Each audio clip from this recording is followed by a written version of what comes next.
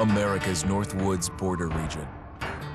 Within this land of 10,000 lakes and miles of dense timber, a hideous creature is believed to lurk. The North Woods is probably one of the last frontiers in America.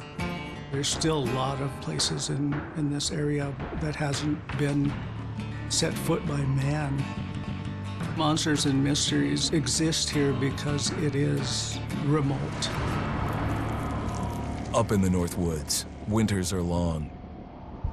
In times of biting cold and isolation, a devouring monster is believed to come forth. It's terrorized native people for generations. Growing up, I was told, like, don't go outside, the Wendigo will get you.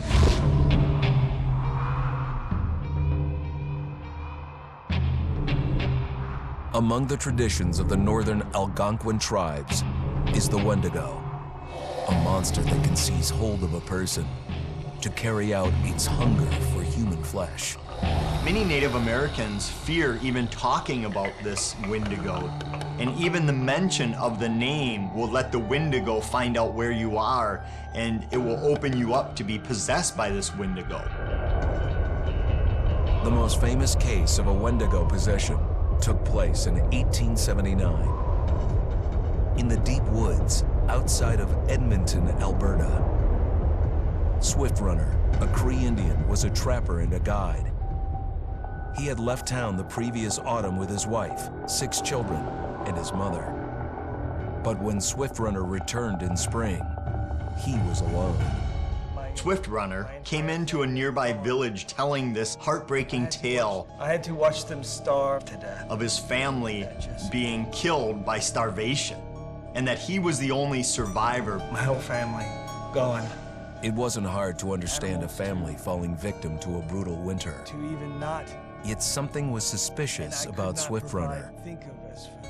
He was a strapping man, and he came into town weighing over 200 pounds. It didn't look like somebody who had just weathered a terrible winter. He wasn't malnourished, didn't look like he was starving. He looked healthier than ever. After a few nights, it became clear that something was wrong.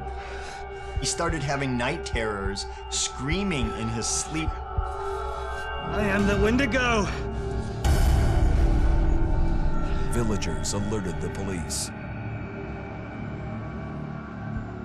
Swift Runner actually guided them back to his winter cabin.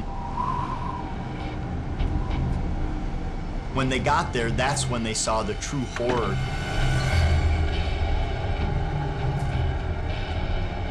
Human skulls were scattered around, many bones, some of which had been snapped in half, and the marrow inside had been drained.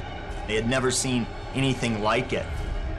Swift Runner had killed his entire family, shooting them, hitting them with an axe, strangling, and then eating most of their bodies.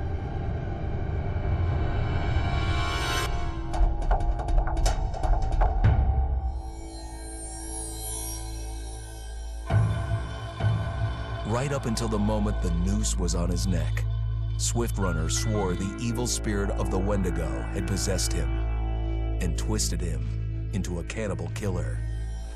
When he was on the gallows, Swift Runner himself said, "I am no longer a man.